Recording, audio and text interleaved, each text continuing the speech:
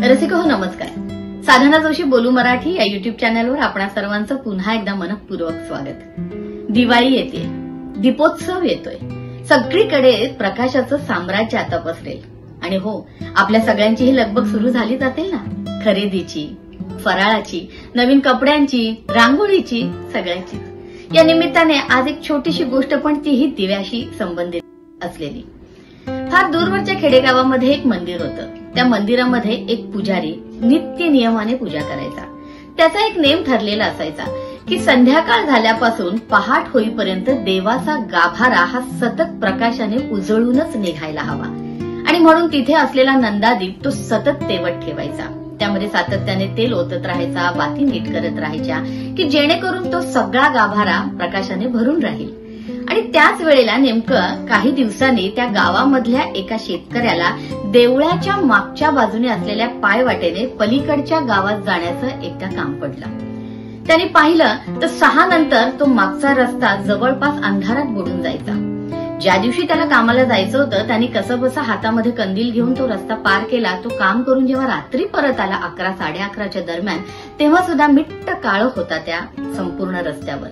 त्याने विचार केला की देवाचा गाभारा तो उजळून निघालाय, पण त्याच्या पाठीमागे जी रोजची नित्याची गरजेची ही पायवाट आहे ती मात्र अंधारात आहे. आपण असं का नको करायला की संध्याकाळी 6 वाजल्यापासून रात्री 11:30 किंवा 12 वाजेपर्यंत इथे ठराविक अंतरावर आपण दिवे लावून ठेवूयात.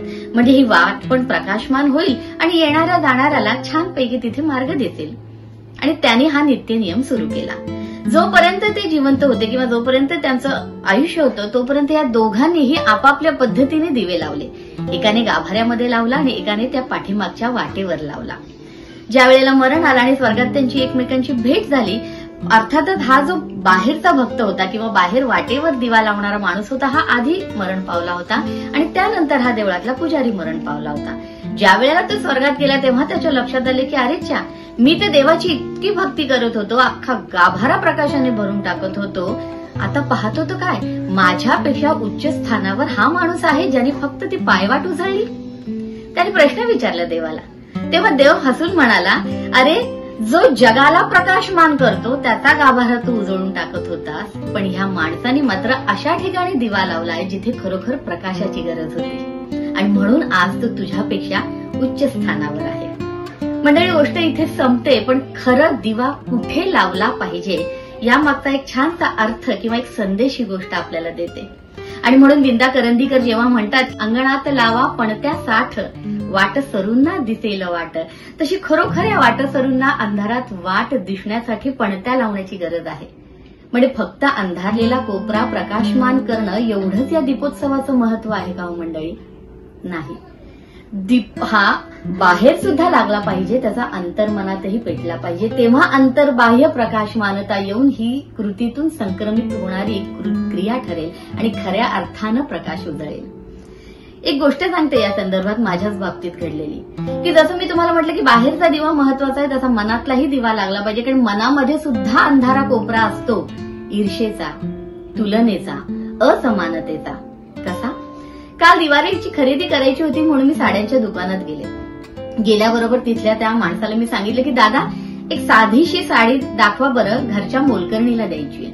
आणि अर्थातच त्याने मग त्या रेंजमध्ये ज्या काही साड्या होत्या त्या माझ्या समोर ठेवल्या.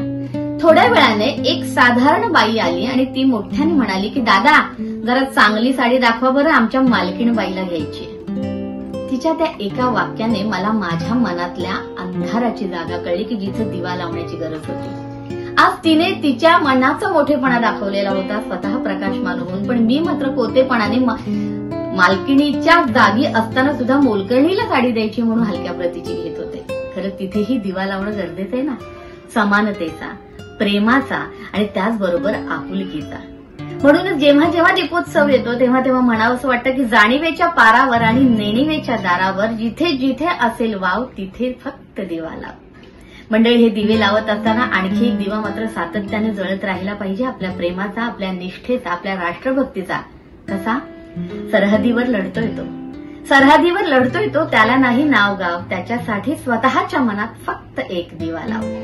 अशा पद्धतीने मनामध्ये जाणीवेच्या पारावर, नेणिवेच्या दारावर जिथे जिथे अंधार आहे तिथे प्रत्येक ठिकाणी दिवा लावूयात आणि खऱ्या अर्थानं या दीपोत्सवाला प्रकाशमान करूयात। आणि मग एकच संदेश देईल संपूर्ण या भारतवर्षातून, जाके कह दो अंधेरों से कोई, मेरे मुल्क में तो रोशनी का सैलाब आया है, मेरे मुल्क में तो रोशनी का सैलाब आया है।